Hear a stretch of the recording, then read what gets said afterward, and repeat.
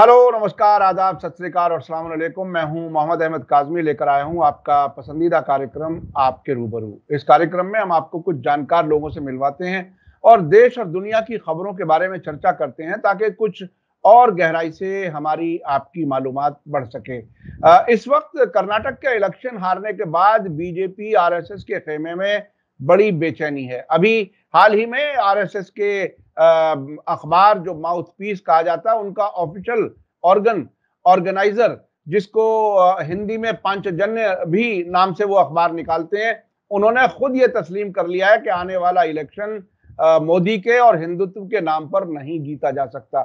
ऐसे हालात में मोदी और अमित शाह की जो जोड़ी है, वो अपने तरीके से कुछ नए किस्म की चीजें कुछ कर रही है और वो नफरत का बाजार अब भी गर्म करना चाहती है। उसके साथ साथ और मुल्क में क्या क्या हो रहा है, क्या बीजेपी में घबराहट, फ्रस्ट्रेशन इस हद तक हो गई कि वो कुछ भी करा सकते हैं। बहुत ही एहतियात से वक्त गुजारने की जरूरत है। नामालूम किस तरफ से कहां से तूफान आ जाए, ये समझने के लिए मेरे साथ खास मेहमान है डॉक्टर तस्लीम रहमानी साहब, जो मुस्लिम पॉलिटिकल काउंसिल ऑफ इंडिया के प्रेसिडेंट हैं। बहुत ही बेबाक अंदाज में अपनी बात रखते हैं। तस्लीम रहमानी साहब, वेलकम है आपका। मीडिया स्टार वर्ल्ड को आप वक्त दे देते हैं। आप ये बताइए कि ऑर्गेनाइजर ये बिल्कुल ऐसी बात कर रहा है जिसमें अब ऐसा लग रहा है कि कुछ अंदर बहुत कुछ गड़बड़ है। क्या कुछ है, ऑर्गेनाइजर ने क्या कहा है, और और क्या इशारे मिल रहे हैं आरएसएस की तरफ से या बीजेपी की तरफ से, खामोश इशारे, या क्या क्या हालात क्या हैं अंदर से? देखिए, पिछले 10-15 दिन के वाक़यात को अगर देखें, ख़ुसूसन जैसा आपने भी फ़रमाया कर्नाटक इलेक्शन के बाद, तो एक खलबली तो महसूस हो रही है और बहुत ही शदीद है ये खलबली। इतनी शदीद हो गई है कि अब ऑर्गेनाइज़र जैसा अख़बार जो माउथपीस है आरएसएस का और जो गैर ज़िम्मेदाराना बात कोई नहीं कह सकता, अगर ये बात ऑर्गेनाइज़र लिख रहा है कि हिंदुत्व ख़ास तौर पर मोदी तो दूसरा नंबर पे है, हिंदुत्व के नाम पर इलेक्शन फर्दर नहीं जीता जा सकता। फिर दोबारा में वो दूसरी बार में वो कहता है कि मोदी के नाम पर भी नहीं जीता जा सकता। तो अगर ये बात आरएसएस का माउथपीस कह रहा है तो इसे सीरियसली लेना चाहिए। इसलिए सीरियसली लेना चाहिए कि आरएसएस मुल्क की इस वक़्त कम से कम इस वक़्त अकेली ऑर्गेनाइज़ेशन है जो पैन इंडिया लेवल पर एक कैडर बेस्ड ऑर्गेनाइज़ेशन है। और जब इतनी बड़ी कोई नेटवर्क वाली ऑर्गेनाइज़ेशन होती है, जो closely knit organisation across the country है, तो वो जब कोई इन्फॉर्मेशन लेती है तो उसकी रिपोर्ट बहुत ही ग्राउंड की रिपोर्ट होती है और बहुत ही जची-तुली रिपोर्ट होती है, उसमें कोई एक्ज़ैजरेशन नहीं होता। इस नुक्ता नज़र से इस रिपोर्ट को बहुत संजीदगी से लेना चाहिए कि ये उनके ग्राउंड पे बैठे हुए जो प्रचारक हैं, उनकी दी हुई रिपोर्ट है जिसकी बुनियाद पर ये कहा जा रहा है। कर्नाटक के इलेक्शन की जो शिकस्त है बीजेपी की, उसकी बुनियाद पे आसानी से कोई भी कह सकता है, हम लोगों ने भी कहा और बहुत से लोगों ने कहा कि हिंदुत्व का कार्ड फेल हो गया है। जो जिस तरीके से कर्नाटक में जब प्राइम मिनिस्टर ने बजरंगबली के नारे लगाए और जितना ज़्यादा उन्होंने हिंदुत्व का प्रचार किया, कहा कि फ़िसादात हो जाएँगे अगर हमारी सरकार नहीं आई, या यूनिफ़ॉर्म सिविल कोड की बात की और बहुत सारी ऐसी बातें जो कम्युनल होती हैं, इसके बावजूद हार जाना, तो कोई भी कह सकता है, एक सिंपल सा एनालिस्ट भी कह सकता है कि ये हिंदुत्व की हार है और मज़ीद हिंदुत्व नहीं चलेगा मुल्क में। लेकिन एक आरएसएस का खुद ये बात कहना, ये एक ये बगैर किसी ग्राउंड एनालिसिस के नहीं हो सकता। यहाँ ये सवाल पैदा होता है कि अगर हिंदुत्व और मोदी के नाम पर फर्दर कोई इलेक्शन नहीं जीता जा सकता, तो फिर कैसे जीता जा सकता है? ये एक सवाल हो सकता है। दूसरा ये सवाल भी इसके साथ ही पैदा होता है कि मोदी अगर नहीं, तो फिर किसके नाम पर इलेक्शन जीता जाएगा? तो क्या मोदी को इलेक्शन से पहले रिप्लेस करने की कोई बात हो सकती है? क्या हिंदुत्व को अगर सामने से हटाएँ, तो मुद्दा क्या है? फिर भारतीय जनता पार्टी के पास को कौन-सा मुद्दा मिलेगा? इन सवालों के जवाबात खोजने चाहिए। मुझे मेरी अपनी समझ से बीजेपी के पास हिंदुत्व के अलावा सियासी मुद्दा कोई भी नहीं है।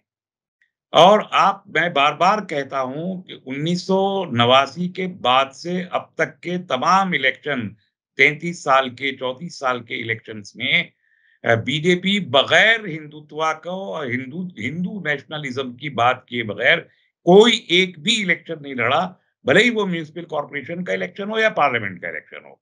उन्होंने हर इलेक्शन को हिंदुत्व का मुद्दा बना के लड़ा है। अब अगर आरएसएस कह रही है कि हिंदुत्व को मुद्दा बना के अब कोई फायदा मज़ीद होने वाला नहीं है, तो फिर क्या-क्या मुद्दा होगा? तो बीजेपी के पास कोई मुद्दा एज़ सच है नहीं हिंदुत्व के अलावा। दूसरे मोदी का चेहरा अगर सामने से हटाएँ, तो अब इलेक्शन में सिर्फ 10 महीने रह गए हैं। नया कोई फेस डेवलप नहीं हुआ है। अमित शाह और मोदी तकरीबन एक ही फेस हैं, अलग कोई फेस नहीं है। अगर इन दोनों को सामने से हटाएँ तो तीसरे फेस को तीसरे शख्स को प्रमोट करना 10 महीने के अंदर प्राइम मिनिस्टीरियल फेस बनाना बीजेपी के लिए भी बहुत मुश्किल है और आरएसएस के लिए भी मुश्किल है। आपको याद होगा कि जब मोदी जी को प्राइम मिनिस्टर का फेस बनाया था, तो 2012 के आखिर में ही बना दिया था। और पूरा उनको तकरीबन 2 साल मिले थे फेस डेवलप करने के लिए। उसके बाद वो आए थे, उस दौरान एडवाणी जी को भी हटाना था, संजय जोशी को भी हटाना था, बहुत सारी चीज़ें, प्रवीण तोगड़िया को सामने से हटाना था, ये सारे चैलेंजेस थे, तो 2 साल लगे उनको। अब ये 8-10 महीने में नया फेस लाना भी मुमकिन नहीं है। तो ये दोनों चीज़ें अगर मुमकिन महसूस नहीं हो रही, जिस पर आरएसएस को ऐतराज़ है या उनको ये उनका मानना है कि इस पे नहीं जीत सकते, तो उनके पास चारा क्या है? मेरा ख़्याल ये है कि इसके बाद आरएसएस के पास इसके सिवा कोई चारा नहीं बचता कि वो बीजेपी को इक़्तिदार में आने से रोके या बीजेपी को इक़्तिदार में लाने के लिए उसके अपने कैडर की जो मदद बीजेपी को होती है, वो अपना क़िबला बदल ले और किसी दूसरे को वो सा पार्टी को वो सामने लाएँ। अब ज़ाहिर है कि दूसरी पार्टी मुल्क में कौमी सतह पर इस वक़्त अब कांग्रेस के सिवा कोई बचा नहीं है। तो ये बात ये ज़ाहिर करती है और इससे तमाम जो पॉलिटिकल एनालिस्ट हैं, टॉप लेवल के, बहुत सीनियर लेवल पे, वो भी इसीलिए इस बात पे ज़ोर दे रहे हैं कि 2024 में एक तब्दीली अब बिल्कुल वाज़ेह है और इसमें अब कोई शक-ओ-शुबा किसी को नहीं होना चाहिए। दूसरी बात आप एक और इसमें समझिए कि मध्य प्रदेश में अगले 3-4 महीने में इलेक्शन है, यानी नवंबर-दिसंबर में मध्य प्रदेश, राजस्थान, छत्तीसगढ़, हिंदी बेल्ट में ख़ुसूसन इन 3 रियासतों में इंतखाब है। मिज़ोरम में भी है और तेलंगाना में भी है। तो तेलंगाना तो लोकल पार्टीज़ हैं इसलिए उसको कंसीडर नहीं कर रहे, मिज़ोरम भी वहाँ की लोकल पार्टीज़ हैं, वो कंसीडर, लेकिन बीजेपी का क्लेम राजस्थान, छत्तीसगढ़ और मध्य प्रदेश में है। यहाँ के बारे में जो रिपोर्ट्स ख़ुसूसन मध्य प्रदेश के लिए आई हैं, वो जनवरी के महीने में आरएसएस की अपनी रिपोर्ट है, इंटरनल ऑडिट जो वो करते हैं पॉलिटिक्स का, उसके मुताबिक 230 में से 95 सीट्स बीजेपी को मिल रही थी। ये जनवरी की बात है, 6 महीना पहले। उसके बाद जो आईबी या और ऐसी सुराग-रसा एजेंसियाँ एक रिपोर्ट तैयार करती हैं, उनका मानना फरवरी के महीने में ये था कि 70 सीटें सिर्फ जीत रहे हैं। तो इसके बाद मुस्तकिल जो दूसरे सेफोलॉजिस्ट ग्रुप हैं और थिंक टैंक सर्वेस करते हैं, उन्होंने हर महीने तकरीबन सर्वे किया है और मई के महीने में एक लेटेस्ट सर्वे ये है कि बीजेपी को सिर्फ 55 सीटें मिल रही हैं, 230 में से। तो ये जो बड़ी तेज़ी से गिरता हुआ ग्राफ है और जिसे आरएसएस ने खुद भी इवैल्यूएट किया है और हिंदुत्व की वहाँ पर शिवराज सिंह चौहान मुस्तकिल हिंदुत्व करते रहे हैं। वहाँ उन्होंने रिलीजियस कन्वर्जन का बिल भी पास किया है, गाय का बिल भी पास किया है, करप्शन बहुत ज़्यादा मध्य प्रदेश में भी है। इस सब को देखते हुए उनका मध्य प्रदेश लूज़ करना और वहाँ कांग्रेस का कब्ज़ा हो जाना, तो हिमाचल प्रदेश, कर्नाटक, उसके बाद मध्य प्रदेश और छत्तीसगढ़ को रिटेन कर जाना, ये तो बीजेपी के लिए बहुत बड़ी बात हो जाएगी। इसमें सिर्फ इतनी बात कही जा सकती है, जो और लोग कहा करते हैं कि ये तो 2018 में भी हुआ था। इलेक्शन के वक़्त में ये कांग्रेस जीत गई थी, लेकिन 2019 के लोकसभा इलेक्शन में इसका कोई इम्पैक्ट नहीं हुआ। मगर हमारा मानना ये है कि 2018 वाले हालात अब नहीं हैं। 2019 में ये नारा था कि हमको अभी 5 ही साल हुए हैं, हमें 5 साल और दीजिए। और अभी उस वक्त तक बाबरी मस्जिद का, राम मंदिर का भी इशू हल नहीं हुआ था। वो बाद में हुआ, 2019 के आखिरी इलेक्शन खत्म होने के बाद सुप्रीम कोर्ट का फैसला आया था। तो ऐसे बहुत सारे अवामिल, और अब जो ये बढ़ती हुई महंगाई है और बेरोजगारी है और वजीर आजम के झूठ बार-बार पकड़े गए हैं उससे, और इसी दौरान किसानों का मूवमेंट चल गया, अब इस दौरान पहलवानों का मूवमेंट आ गया। इससे कहीं न कहीं ज़हनों में हिंदी बेल्ट के अंदर भी बहुत ज़्यादा एक तब्दीली आई है। और इस तब्दीली के ऊपर अगर आरएसएस ने ये महसूस कर लिया है कि हमारा कैडर लैविश लाइफ़स्टाइल की तरफ जा रहा है, सड़क से हट के 5 स्टार होटल में जाके मीटिंग करना अब पसंद करता है, तो ज़ाहिर है कि एक तहरीकी तंज़ीम के लिए इसे अफ़ोर्ड करना किसी सूरत भी मुनासिब नहीं है। तीसरे, आलमी सतह पर भी आरएसएस की जो एलाइज़ हैं, वेस्ट की जो फ़ोर्सेस हैं आरएसएस एलाइज़, वो भी इस वक़्त ये नहीं चाहती हैं कि मोदी सरकार रिपीट हो। हम्म, उनको चाइना के साथ भी अपना स्कोर सेटल करने के लिए यहाँ पर एक पॉलिटिकल चेंज की ज़रूरत है, और जो पूरा का पूरा रीजनल जियोपॉलिटिकल सिनेरियो है, उसमें बीजेपी उनके मफादात को सर्व करने में उतनी कामयाब अभी नहीं है। दूसरे, इस्लामोफोबिया को बीजेपी ने जिस तरीके से लोकलाइज़्ड करके चलाया है, वो वेस्टर्न फोर्सेस को सूट नहीं कर रहा। पूरे इंटरनेशनल इस्लामोफोबिया को सर्व करना है, जो इनसे नहीं हो पा रहा है। ये सारे वो फैक्टर्स हैं, जिसकी वजह से आरएसएस ने खुल के अपने अखबार में ये बात लिख दी कि अब इन चीज़ों से कुछ होगा नहीं। ये बहुत वाज़ेह इंडिकेशन है कि अब आरएसएस भी एक तब्दीली चाहता है।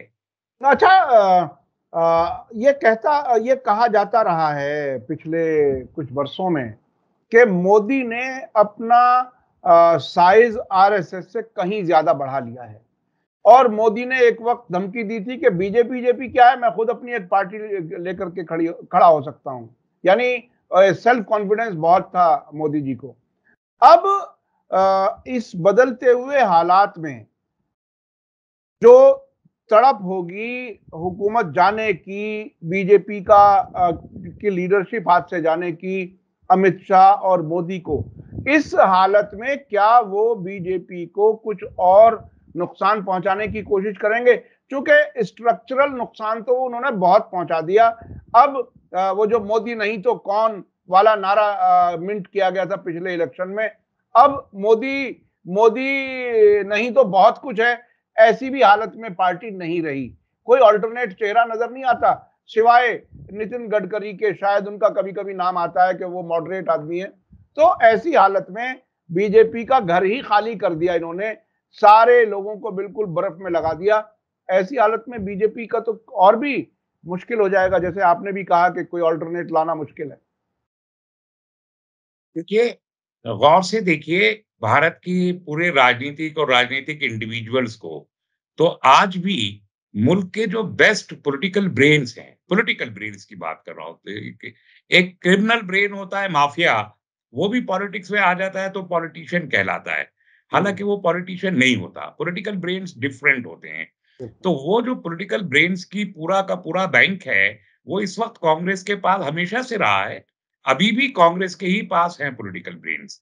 बीजेपी के पास मोदी सरकार के होते हुए जो कुछ है, वो कॉन्स्टिट्यूएंसीज़ में जो जिसे पॉलिटिकल माफिया आप कह सकते हैं, जो एक कॉन्स्टिट्यूएंसी बेस होता है। उनको पार्लियामेंट की एक सीट या तो उनका हदफ होती है या असेंबली की सीट, और वो उसके लिए राजनीति करते हैं और अपने जो भी उनके कारोबार हैं, जायज़-नाजायज़, उनको वो, तो बीजेपी ने चुन-चुन के उनको मोदी, अमित शाह की जोड़ी ने उनको पार्टी में ले लिया, और बहुत सारे जो बीजेपी के अपने सीनियर लीडर्स थे, उनको साइडलाइन किया।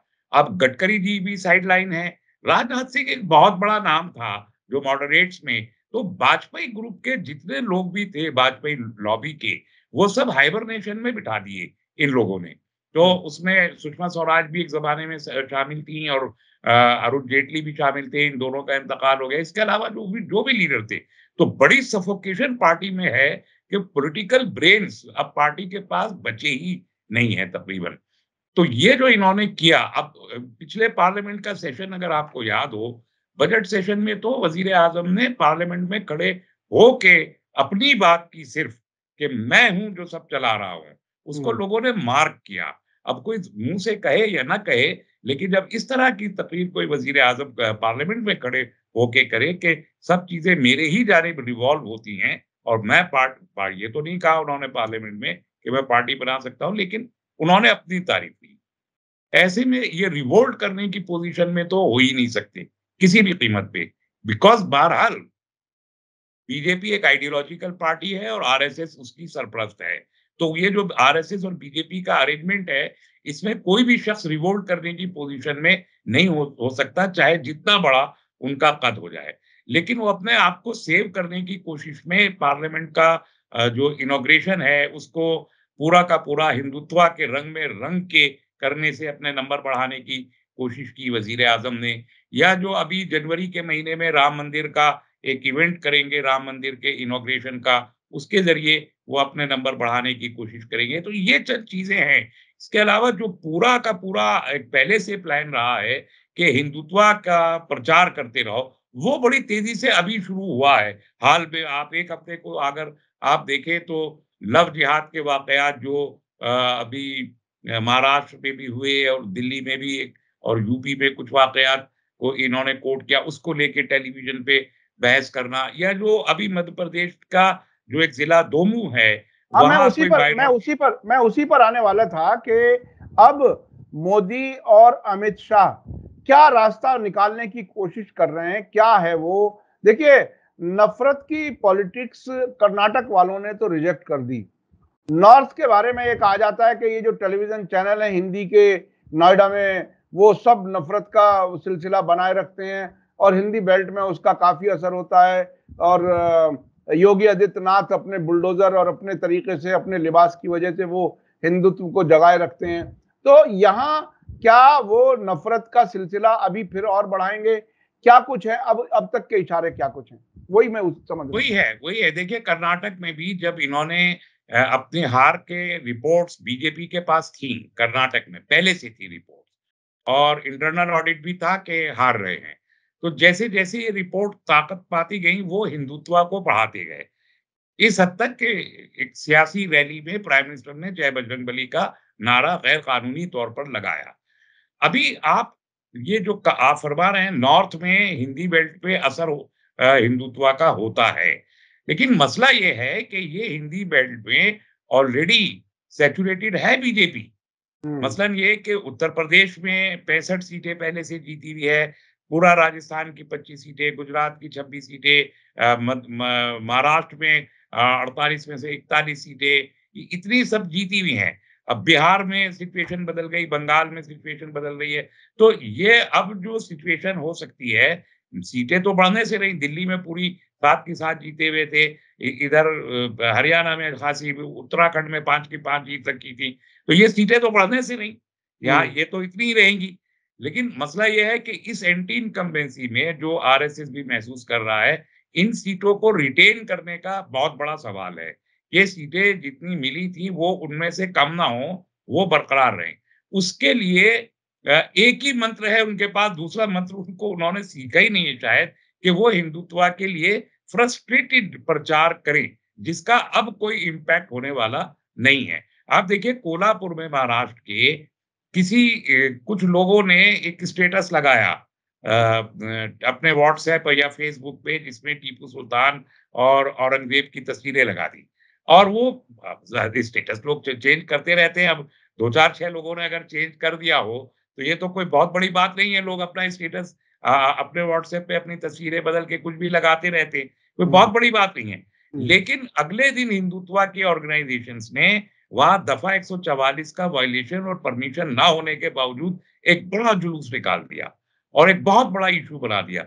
और कोल्हापुर जैसे छोटे से शहर की खबर नेशनल टेलीविज़न ने, आपके नोएडा के मीडिया ने इतनी बड़ी कि कई दिन उस पर बहस ये चलाई कि औरंगज़ेब कौन है, और फडणवीस ने जो डिप्टी चीफ मिनिस्टर महाराष्ट्र के, उन्होंने कह दिया कि अंग्रेज़ जो औरंगज़ेब की औलादों को हम नहीं पनपने देंगे।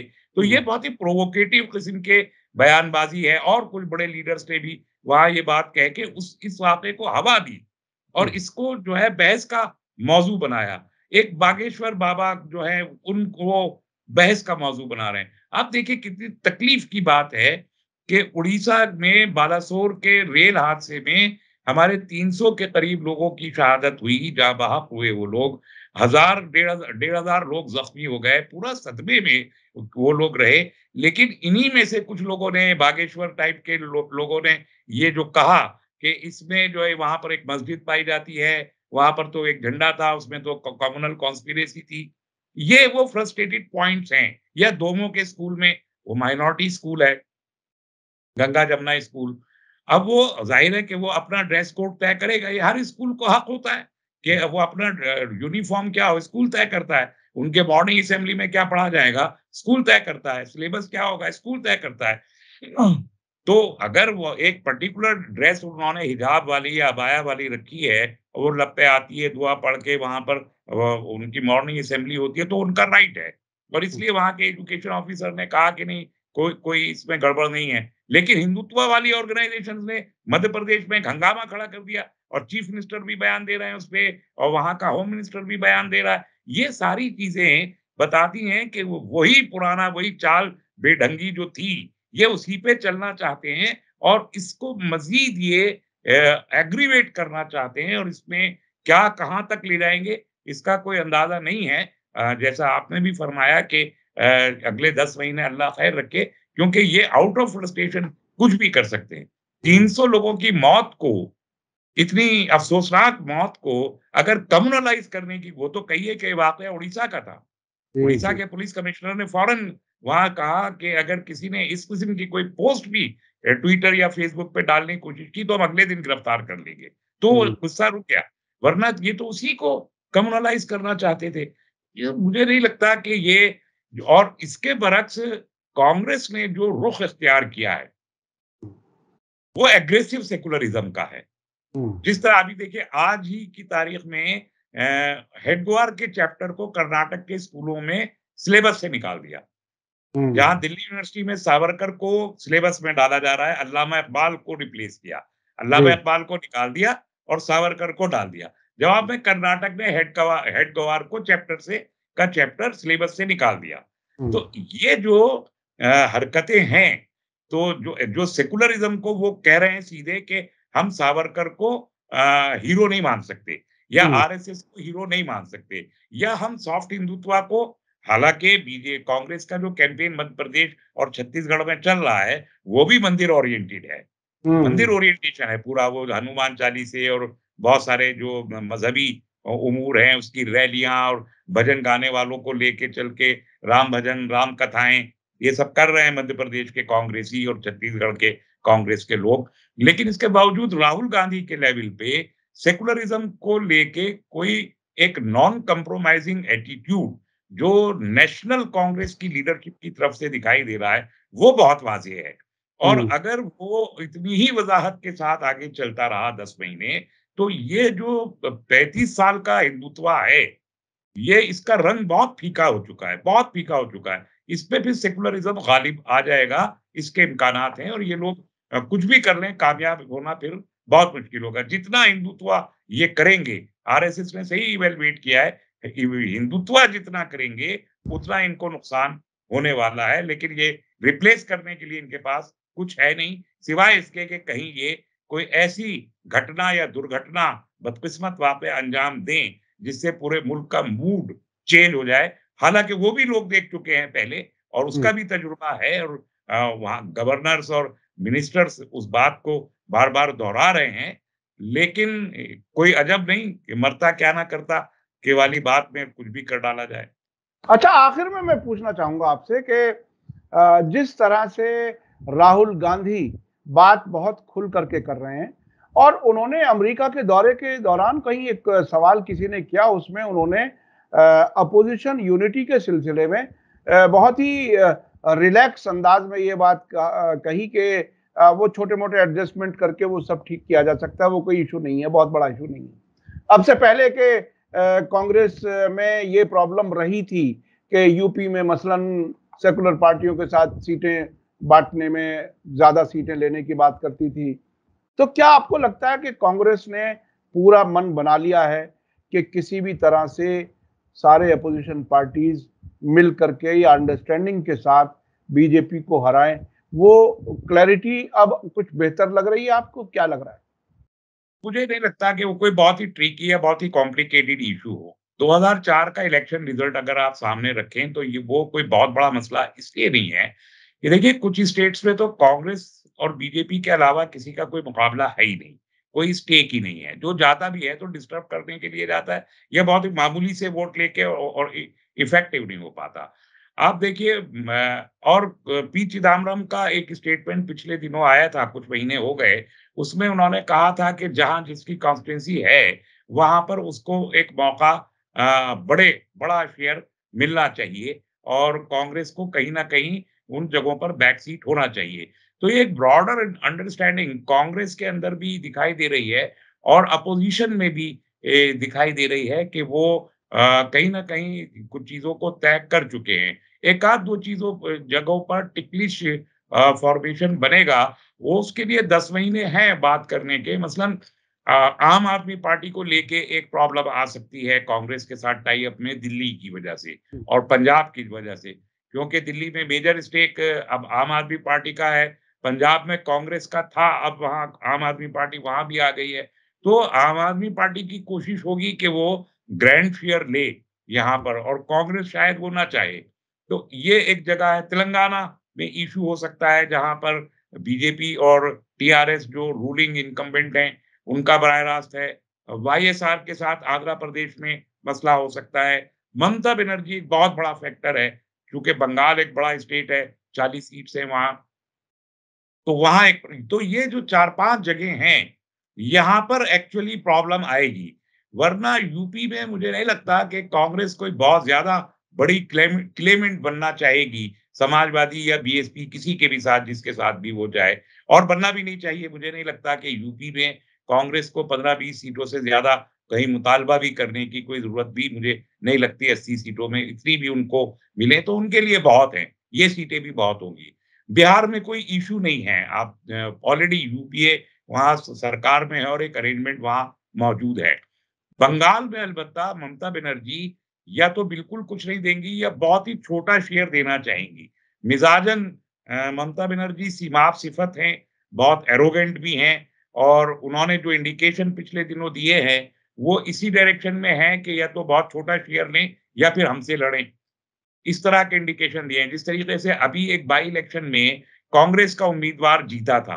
वो सिंगल अकेला एमएलए हुआ था कांग्रेस का, अभी 2 महीना पहले। उसमें उसको ममता बनर्जी ने कुछ कर करा के और टीएमसी में शामिल करा लिया। तो कांग्रेस उससे बड़ी नाराज़ हुई है। हुँ, हुँ। और कहा भी कि भई अब जब सबको साथ चलना है, तो इस किस्म की हरकतें ना की जाएँ। लेकिन ये एक मैसेज होता है। तो ममता बनर्जी ने ये मैसेज दिया है कि हम यहाँ किसी को भी और पनपने नहीं देंगे। बट इसके बावजूद भी आप देखिए कि बंगाल में ये बाई इलेक्शन में कांग्रेस जीती। इससे पहले जो एक और बाई इलेक्शन हुआ था जिसमें बीजेपी का बहुत ही ज़हरीला ज़हर-अंगेज़, नफ़रत-अंगेज़ बात करने वाला आदमी था, उसको टीएमसी ने टिकट दिया हुँ, हावड़ा की एक सीट पे और उसको टीएमसी ने जिताया। लेकिन वहाँ सीपीएम ने जब मुकाबला किया, तो वो सीपीएम जो बहुत कम वोट लिया था उसने मेन इलेक्शन में, बाई इलेक्शन में सीपीएम ने बहुत बड़ा वोट शेयर लिया। हालाँकि सीपीएम हार गया, लेकिन वोट शेयर उनका बहुत बड़ा हुआ था। फवाद अलीम की बेगम हुँ। वहाँ पर सायरा शाह अलीम जहाँ लड़ रही थी। तो इससे अंदाज़ा हो रहा है कि वोट कांग्रेस और सीपीएम का कहीं न कहीं ममता बनर्जी 15 साल सरकार चला चुकी हैं, अब उनसे खिसक भी रहा है।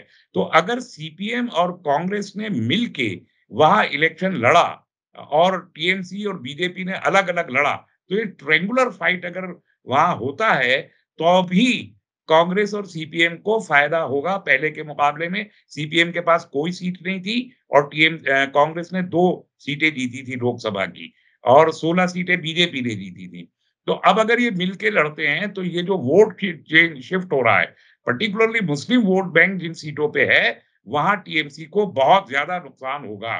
तो ममता बनर्जी अपनी 21-22 सीटें जो हैं, उनको अगर बचा ले जाएँ, उनको फ़ायदा यही है कि वो कांग्रेस के साथ मिल के चलें। लेकिन अगर वो अपनी एरोगेंस में रहती हैं और नहीं चलती हैं, तो उसका फ़ायदा कांग्रेस को होगा और नुकसान टीएमसी को होगा। तो ये बातें ये लोग भी सोच रहे होंगे और कर रहे होंगे। बाकी मुल्क में और कहीं कोई मुझे तो मसला दिखाई देता नहीं है।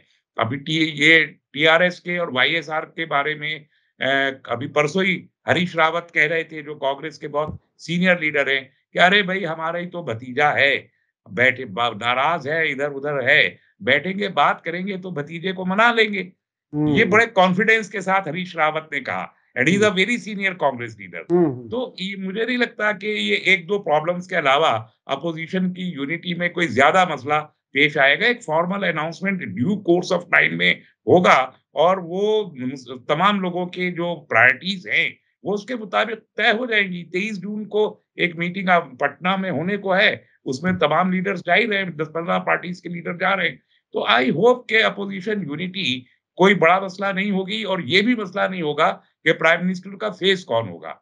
मेरा हम्म ख्याल है कि opposition without prime ministerial face election लड़ेगा, लेकिन फाइट देखिए ये बड़ी दिलचस्प बात है कि फाइट मोदी वर्सेस राहुल गांधी होगी।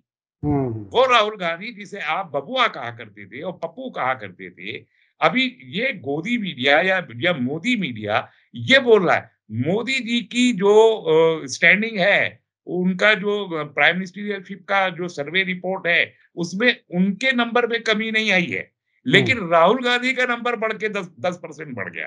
जी जी जी जी। तो ये तो वो ये बहुत ही साफ इंडिकेशन है।